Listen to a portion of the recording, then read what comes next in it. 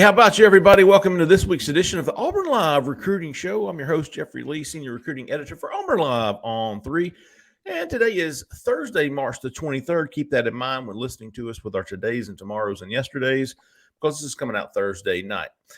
Joined as I always am by my three cohorts here, three people who know probably too much about Auburn recruiting, but I don't know if that's possible. We'll find out. Mr. Jhead, Mr. Keith Niebuhr, Mr. Cole Pinkston. How about you, fellas? How about you, brother? All right. Keith, I got to tell you, Jeffrey, I've been inspired by Keith to get out in nature a little bit more and, not just sit in my living room. I got to do the show from a remote location. Well, how about turning that phone sideways? Henry David. Yeah. Henry David Thoreau Pinkston out there in nature. Remember to always keep the sun in your face. There you go. There it is. No, Jeff, that's if we want to see his face. That's true. That's true. Hey. Cole, if you don't mind. Cole obviously needs a new home in or around Auburn, Opelika, in Lee County. We know just who to call. Jessica Andrews with the Talents Group, folks, 334-704-4442. She is a 5-star realtor. Just ask Jhead. She does residential. She does investment properties, folks. She can do it all. And we send her. We're going to send her to you. We're going to send you to her. Jessica Andrews with the Talents Group. Jhead threw me off there, that transition. and then I proceeded to mess it all up. Jessica Andrews with the Talents Group, folks. Give her a call, man. Tell her we sent you. 334-704-4442. Thursday evening. This is coming out tomorrow, yes. Friday. Big day potentially for Auburn and Hugh Freeze and Carnell Williams as drum roll. Fat Burnett has set a decision day and time. He is going to do it Friday at 11:30 a.m. Central Time. And as far as he didn't mention any finalists, Keith, you wrote the preview, man. What's tell us everything you know about Fat Burnett. Yeah, this is a really detailed preview.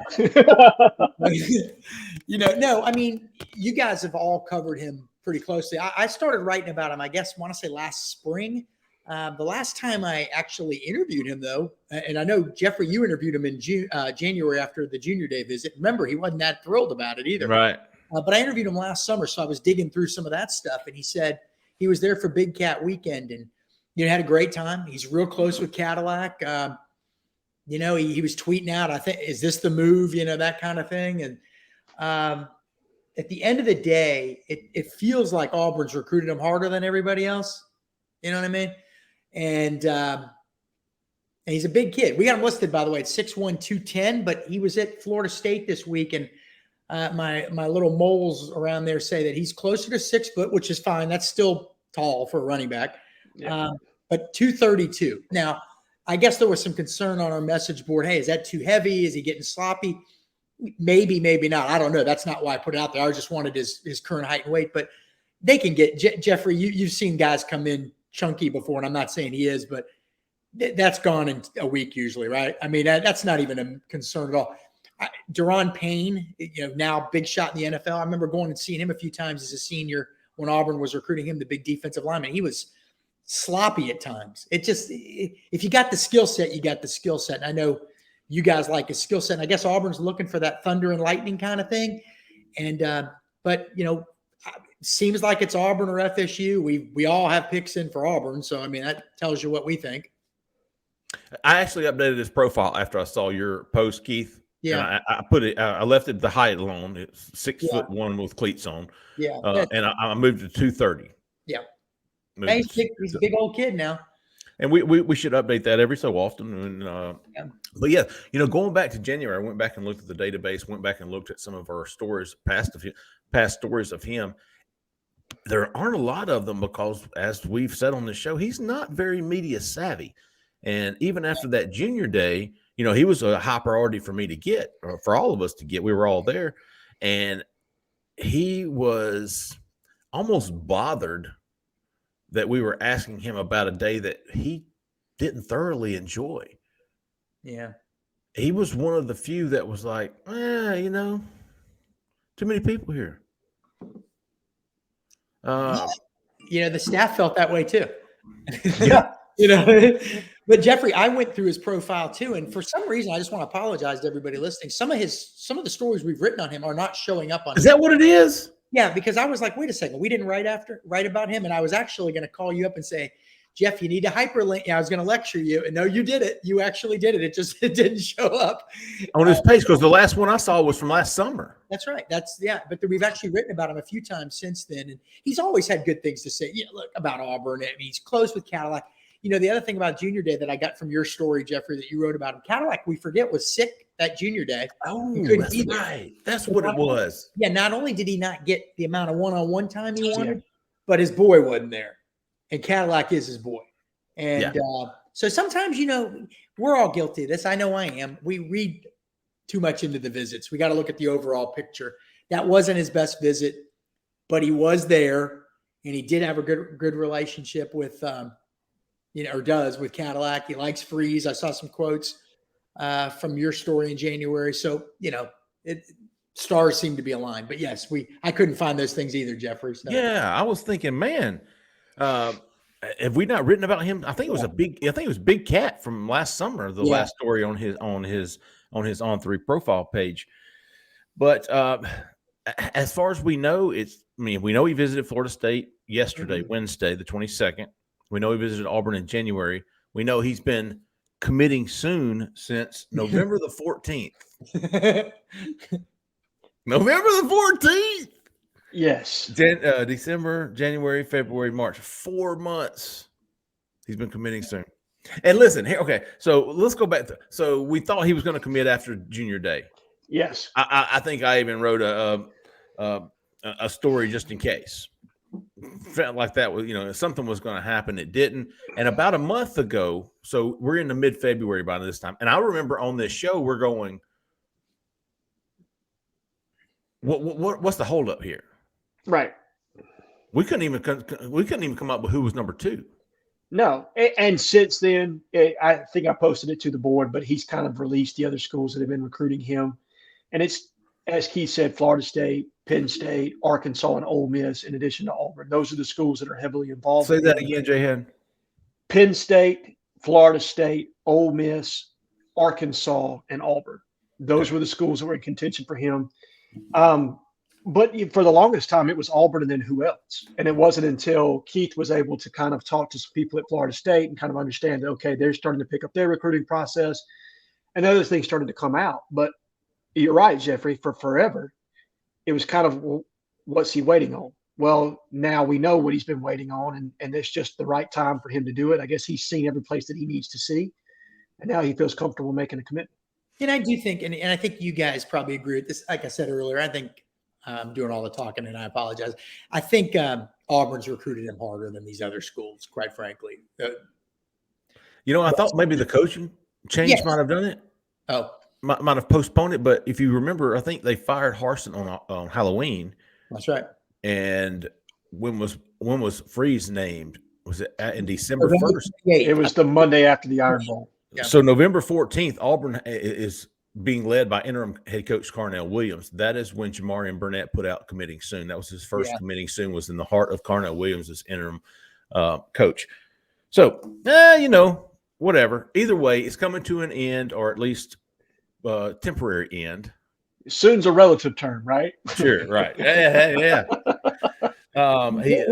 When was the last time Auburn? I guess if Auburn lands, then we'll break it down. But was it Petway? I mean, Petway wasn't tall like Burnett, but when was the last wide body back that they signed? It's been a minute. I'll give you one, Keith. And this is the guy that he actually reminds me of a good bit. So it came to my mind too. Javon Robinson, who was a JUCO guy, right? I mean, he was Georgia military. Yeah, he's a JUCO guy. Came in, had some trouble, during his time there.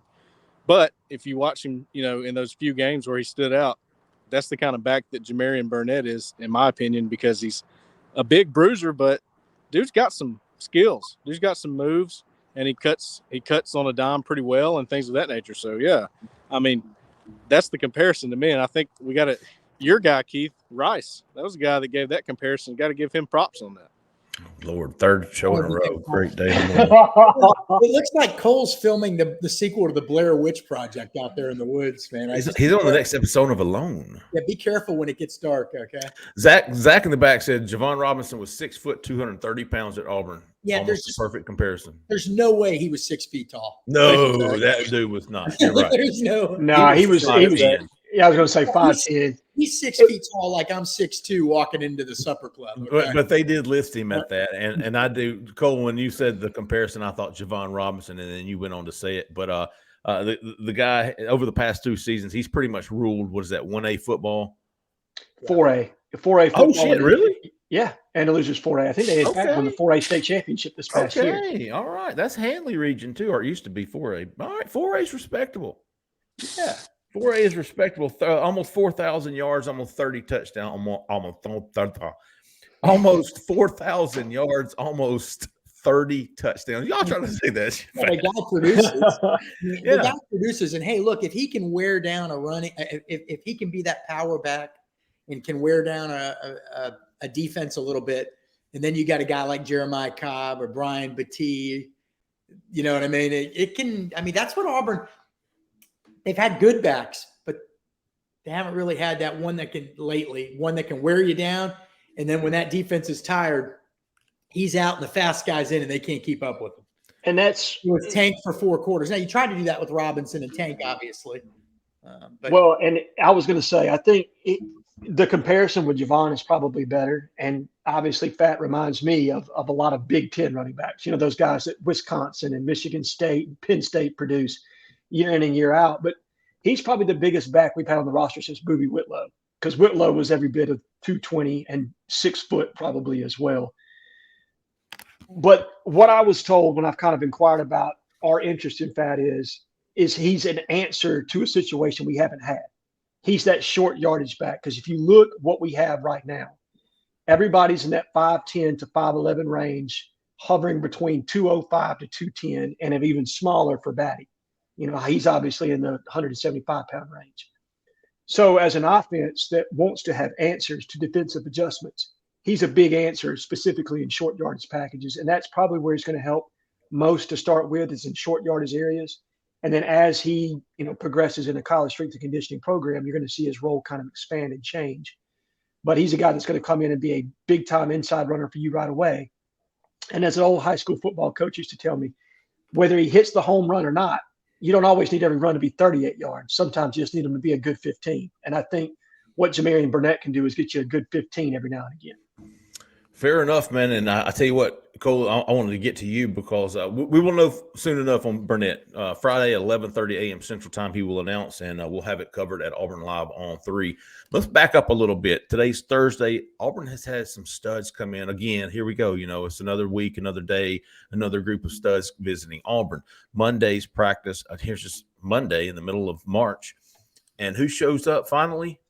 Not finally, because DeMarcus Riddick, but he'd been on some list prior to Monday's list, but had to reschedule. He finally made it to campus Monday. Cole, you talked to DeMarcus Riddick, the 4-star linebacker from Chilton County, who is committed to the Bulldogs. What do you think? Well, I know why you're asking me, because I'm the guy that put in the prediction for DeMarcus Riddick. You talked to him? I did. I also talked to him. And yeah. You can't read my mind. I've said this a few times now, and I truly believe that this is not an Auburn-Georgia battle. This is not an Alabama-Georgia battle. This is an Auburn-Georgia-Alabama battle. I think all 3 teams, even though he's committed to Georgia, are very close to even. Maybe Georgia has the edge right now because he is committed to them. Does he stay committed to them in the end? Personally, I don't think so. Okay, I think he ends up at one of the in-state schools. That's my gut feeling on this. Not just that. I've talked to several people who would have a clue, okay? And, he loves Chilton County where he's from. He loves Clanton, Alabama, the small town deal, which is what hit him at Auburn's junior day not too long ago. So he finally gets back on campus. He tells me everything's, pretty much status quo to how it went that time. He got more treatment maybe than even Fat Burnett got at the junior day, just how it went that day. Josh Aldridge is his guy. We saw Josh Aldridge at the junior day, greeting all of his guys at the front door, even guys that weren't his. He was greeting people, right? So he took a step forward with DeMarcus Riddick that day. I think Ron Roberts is a big deal there too, because he does coach the Jacks, and they've talked to Riddick about being a multi-guy, inside or Jack. I think he likes that. He loves the scheme. He loves that Josh Aldridge ran Ron Roberts' scheme at Liberty when he was the defensive coordinator or co-defensive coordinator. So a lot of things working for Auburn, in my opinion. But Alabama's in there too. Don't get me wrong. Georgia still got a chance to sign him in the end. I'm not making an ultimatum, but I just think he ends up at one of the in-state schools. Fair enough. Was it him who said I'll be back 2 more times? We've talked to so many kids, and I've read so many recruiting updates. I think he was one of them that said that. I think he said A-Day. I think he was a possibility for A-Day, and official visit seems likely too. Okay. So It wasn't him, because the guy I was thinking of, we talked to in person, and he was like, I'll be back. I think it might have been Ryan Williams. He was one of them, yeah. He was going to be back on the 27th. Yeah. And then, for A-Day. of course, I think he's at Alabama on Thursday. Sure. He is. Hey, I got some good news and bad news on Riddick. So I'll give you the bad first.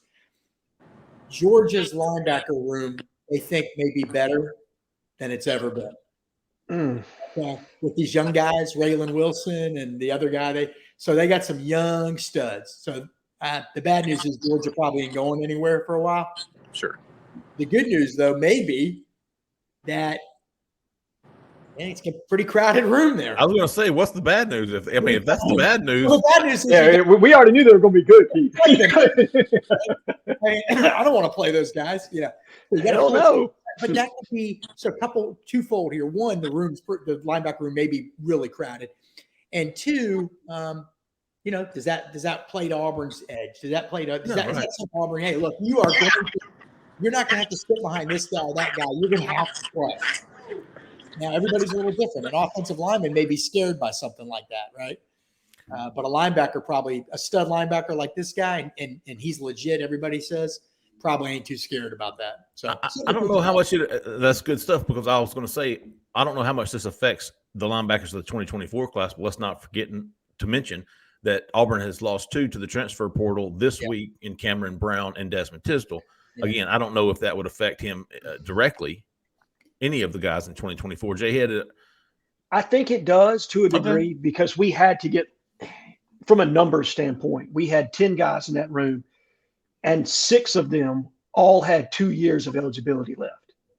We still have 4 that have 2 years of eligibility left. So you still got a little bit of a logjam at the top, but it's much more layered now than it was. And I think it's appealing to a guy that's going to come in and only have to sit maybe behind a guy for a year. Because if you're that top heavy, well, what's to prohibit you from being a real difference maker as a redshirt freshman or even a true sophomore? So I think it does make a difference to a degree. It's one less person in the way. But a guy like DeMarcus Riddick, given his talent, I think he's a guy that plays on special teams day one, and he's somebody that's potentially working into your 2 deep by the end of your first year. I firmly believe that he's that talented of a player. In addition to DeMarcus Riddick, the UGA commitment, Auburn had 2 Alabama commitments on campus Monday, which has been a common theme. Auburn's getting these guys on campus, no doubt about that. Ryan Williams, we mentioned him earlier, the 2025 future 5-star, if he's not already. Wide receiver from Saraland, and then Sterling Dixon, the 4-star Jack linebacker from Mobile Christian, committed to Alabama, was also back. Cole, I think you talked to Dixon. Yes. Tell us about Dixon. I'll give you my little spiel on Ryan Williams after that. So a couple of people on the board hinted at this after they read the story, like, is he telling the truth? Is all that true? I mean, if it is, if what he's saying is the gospel truth, then man, that was a serious interview he gave you. Like, those quotes were intense about Auburn, and I agree.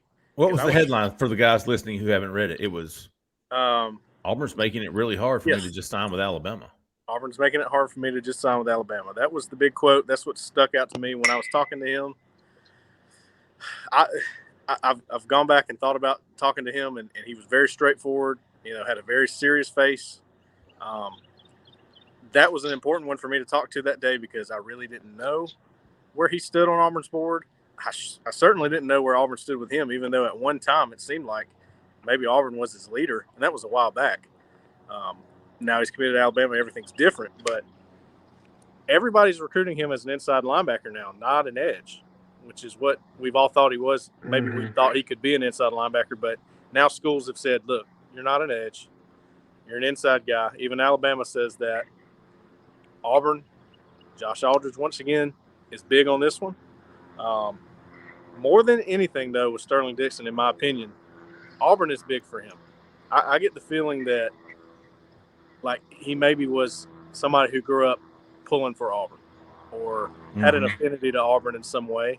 And now that he's back, now that he's getting the attention that he wants, so to say, from Auburn, he's starting to go, this is pretty cool. This is kind of what I was hoping for from Auburn. I feel like he didn't get the attention he wanted beforehand, even maybe when he was here for Junior Day. I don't think the Junior Day trip went all that great for him. He left early. He didn't talk to media, didn't pick up the phone when he was called, that kind of thing, and went straight back to Alabama. That tells me it probably didn't go maybe to the way he was hoping. Comes back, and it seems like they knocked it out of the park. That's the best way I can put it. Cole, I thought a few weeks ago that Auburn was not going to pursue him as heavily. Was that because as an edge, and now it's shifted because they want? I mean, it's possible the kid said, "Look, I'm an edge. I'm an edge in college," because if you went back to the Under Armour camp, he played edge. He won the MVP at edge. Yeah. Right. So maybe he's thinking, I don't want to play inside linebacker. That's not a good pitch for me. But then everybody started doing it. So he goes, okay, maybe I am an inside linebacker. To me, that says Auburn's coaches were like, well, if you're not an inside backer for us, then we don't really care. Or we're not that big into you then. But that switched with Auburn and with everybody, in my opinion. So now, being an inside linebacker, I think a lot of schools are back on his radar. And watch out for LSU. He had some good things to say about LSU as well. LSU. Another guy we believe Auburn will be making traction, at least another Alabama commitment, is Ryan Williams, the 2025 number 2 wide receiver in the country, the number 7 overall recruit in the country, and the number 1 player in Alabama. His father, Ryan Williams, signed with Auburn back in 2007. I actually showed him the link that I broke that story. I'm old enough to have broken his dad's commitment story. From BC Rain, right? From BC Rain, that's right. Hey. James Willis recruited him. Hey, James Willis. But I had a good conversation with him on the record. I sat around and talked with him off the record. I really believe Auburn's got a significant chance here. I mean, obviously there's a long way to go, but Cole, you saw him at practice. What did you see from Ryan Williams during Auburn's practice? During Auburn's practice, even though guys like DeMarcus Riddick and whoever else was out there, big-time guys were there that day, that was the guy getting the attention, okay? And I'm not just talking about by Marcus Davis. The dude was being shown around to every coach. It looked like he was sort of in a talking group with Wesley McGriff and Zach Etheridge at one time. I think, is it Zach Etheridge that is his area recruiter maybe? Not Sarah sure. Land? Yeah. I think he is. I think he's the area recruiter, maybe Cadillac, one of those two. Either way, he talked to both of those guys during practice and sat there and just chatted with them while the players were going through warm-ups and stretches and things. And it caught my eye because I watched DeMarcus Riddick walking around, and we know how big of a priority he is. And, he was over there kind of watching the linebackers, and everybody else was watching their position group. But Ryan Williams was getting the treatment. And, he's a younger guy. So I thought that was very interesting, and I put a little note on the board about it. But, that was for probably the first 20, 30 minutes of practice. I'm trying to see if he was the guy who told me he would be back 2 more times. Let's see. Either way, no, maybe not. But that Monday, you had DeMarcus Riddick, Sterling Dixon, both Georgia commitment, Alabama commitment, Ryan Williams, Alabama commitment. Dylan Stevenson, Zach's boy from Christopher Columbus in Miami, was there. Chase Malamala from North Palm Beach was there. Amon Lane came down from Moody, the 4-star defensive back commitment. And Cole, you talked to Dylan Stevenson. And I was just kind of like, he's a South Florida guy. He's coming through. I didn't really put much stock into it. And you walked away from that going, Yeah. maybe? Yes. Yeah. And I walked into it going, that's the guy with a lot of ability that's coming up that I've been watching to see if he was going to make it in, because the very first time I talked to him, he was like, I've got this top 10. Auburn was he made it clear. Auburn was the last school I put into this because they slipped into the game kind of late here with the new staff. And from then I was kind of intrigued with him. And I watched his film. I think Jhead, you've seen his film. We both said, oh yeah. Zach has looked at it. We all agreed that guy's a good player and at a very, very big position of need. And he shows up. I cannot remember the quote he used on Twitter, but the whole experience of going to Auburn was something that he was not really expecting in a good way. He really loved it. I think he even asked me, and I don't live in Auburn. He's like, "So what's it like living here?" I was like, I don't live here, but no, dude, that's oh man, it's great, dude. Except for that traffic on Suge at 5 o'clock. Oh my God, you wouldn't believe the people that ride in the left lane. Yeah, just stay on the left lane. Yeah, I actually wrote that story because Cole had some stuff going on, so he sent me the interview. He is going to visit Stanford, you mentioned, and you can tell he's a smart kid. Yes. Wait a minute, say that again, Keith. He's going to visit Stanford. Yeah. Oh yeah. You know what? I talked to him after y'all interviewed him, and let me say this real quick. Let's go back to Ryan. We're talking about Ryan Williams, right? No. Y'all are talking about Dylan Stevenson. Okay. Yeah. Okay, but Keith, you wrote the Ryan Williams story too. That's why it threw me off. Yeah. But I'm gonna skip back to Ryan Williams because I forgot to talk about this. Cole, you talked about how much attention he received at practice. What a stark contrast from the previous staff. Ryan told me before he left, I met him and his mom, and we, his dad and I, we got to know each other fairly well back during his recruitment, so we remembered each other. But he told me last year he came to the game. Brian Harsin went right by him. He stood over there by himself. Nobody knew who he was. Nobody showed him any attention. And he said, when I committed to Alabama, Auburn was not even a thought in my mind. They made it so easy for me to commit to anywhere else other than Auburn. These aren't his words, but this is pretty much what he was implying. Paraphrasing, yeah. It was. I mean, he was probably saying a little bit nicer with a nicer tone, but that's basically what he was saying. Was like Auburn almost acted like they didn't want me. You've got this kid who we all knew was a stud, a year ago, and he's there for a game, and the coach walks right by him. And again, Brian Harsin had his own way of doing things. Maybe that was it, but it obviously didn't work with this kid. So talk about a contrast in treatment between a year ago or the previous staff in the fall and this kid here in the spring under Hugh Freeze, Marcus Davis, and those guys. It was very eye-opening for him. And this isn't the first time he's been here under this new staff, and it's obviously not going to be the last. He was here with his mom. He was here before with his dad. I'm going to keep a close eye on this one, but I'm always going to, default back to he's committed to Alabama. He's a 5-star kid in state to Alabama. I don't know that this ever happened. I don't think it ever has. Not flipped a guy. No. Committed over, yes. Flipped, no. But I was thinking today, wide receiver wise, so far this year, Cam Coleman is coming to Auburn today.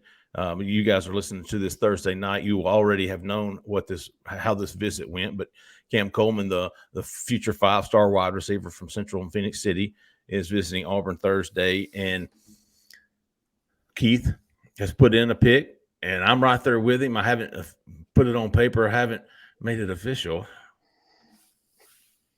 I'm going to let him swim out there for a little bit by himself. But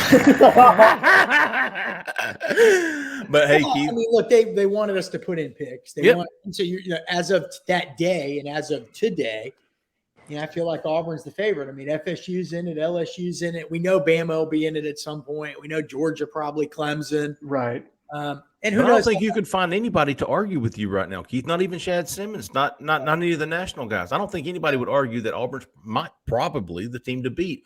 Yeah. And I will say this, for the 2024 class, and maybe even the 2025 class, I'm expecting the 2024 wide receiver class. And if I'm expecting this, and I too expect Cam Coleman to sign, I expect the 2024 class wide receiver group to be the most impressive on paper, maybe ever, if not going back to Benobamanu, Devin Aromashidu, that wide receiver class. On paper, these guys will rival or even best that group. So Hey, come on over to my side, Jeffrey. I've been saying it's going to be the wide receiver group. Let me Come on in. I'm telling you. What I like about having Hugh Freeze as head coach when it comes to recruiting is that the leap of faith is minimal for each position. So if you're a receiver, he says, okay, well, I signed A.J. Brown. I signed DK Metcalf. Who was the kid from Illinois that was the 5-star that they signed? Daquan Treadwell. Yes. Oh, yeah. He's got the track record. So if you're a tight end, he's had Evan Ingram, first-round pick. Well, not many coaches. So tight end, not many people have had first-round picks drafted at tight end. First round, he does. Offensive tackle. Well, he signed Greg Little. He signed Tunsil. Laramie Tunsil out of Lake City, Florida, which is 40 miles from Gainesville. And by the way, they beat out Georgia for that one. They didn't beat out Florida. They beat out Georgia. Georgia thought they had Laramie Tunsil till the very end, and now he's the highest paid offensive. Who was the blindside guy? Michael Orr. Michael Orr. Well, he coached him in high school. So he's got every position on the offensive side of the ball, quarterback, every position, Malik Willis, Chad Kell, every single position, he's got, as Jhead says, proof. You know what I mean? Yep. It's right there. And so when you're looking at receiver, he probably knew with Marcus Davis, this is a great young coach. The analytics people love him. I can provide him air support in recruiting. And so can Philip Montgomery too, for what he's done with offensive talent. So then you put it all together, and it's pretty good. Pretty good. Zach in the back says if Cam Coleman does sign with Auburn, is he the best on paper that's ever signed with Auburn? On paper, Nate Craig Myers was pretty high. Now remember, but that's right. I was going to say, Keith, he was a 5, and then he broke his leg or whatever it was. I do think Duke Williams was a 5-star. He was. Hell, Trevon Reed was up there too, wasn't he? What about Kyle Davis? Trevon Reed was a 5, and then they dropped him to a 6.0 4-star, whatever Rivals was doing. I think Kyle Davis was a guy that was 5 and then dropped as well. Benobamanu was like the number 1 player somewhere. He was a 5. So Benobamanu was a 5. So he would definitely that would be worth looking up, Zach in the back. That would because I don't think Cam Coleman's 20. I think he's a top 10 player. Historically, that's not been Auburn's best position, right? Historically, in terms of producing NFL guys. I'm with you guys. I think this group turns it around. I don't know if Cam Coleman's the best receiver in this class because the kid Jeremiah Smith down in Fort Lauderdale. Yeah. Oh, he's nasty, man. He could be fighting for that number 1 overall spot, and I think he's committed to Ohio State right now. And although the usual suspects are trying to flip him, but I mean, if you get a guy that's a top 5 player at their position, and you're splitting hairs at a certain point, you know what I mean? That's elite. That's an elite guy. To me, Micah Hudson is the best receiver in the country from Texas, who was named by Walker White during his commitment. But I think Cam Coleman is a very close second. I've seen Cam Coleman in person several times now. I mean, if you just looked at him like you see him on campus today at Auburn, he looks like a good player. But for some reason, when he is in a game or in a game situation, the dude is 5-star if I've ever seen one. I thought it was interesting. Hey, let's don't forget Henry Brown. Big Dog Hank is coming in Monday, the 2023 quarterback signing. He's bringing with him Caleb Beasley, who's committed to Tennessee. He's the number 1 overall player in Tennessee. And I thought it was interesting. I've made the point of it today in my story. The number 1 players from Alabama, Jalen Mbakwe. The number 1 player from Georgia, KJ Bolden. The number 1 player from Mississippi, Kamarion Franklin. Number 1 player from Arkansas, Walker White. Now the number 1 player from Tennessee, and Caleb Beasley. All have visited Auburn in the past 10 days. And the only player from that state that's the footprint for Auburn's footprint is Florida, and who was the kid? Jeremiah Smith. I don't think Auburn's much of a factor with him. Nah. But he's the one Auburn's missing. And Louisiana, I think there was But okay, so there you go. They don't have the Louisiana top player and the Florida top player. Other than that, though, the Nashville area is interesting because you've got good players there, and Nashville's a pretty good Auburn town. There's an Auburn vibe. The governor of that state went to Auburn. I mean, there's some real, that's a city that maybe Auburn can get some guys out of. You know what I mean? Maybe.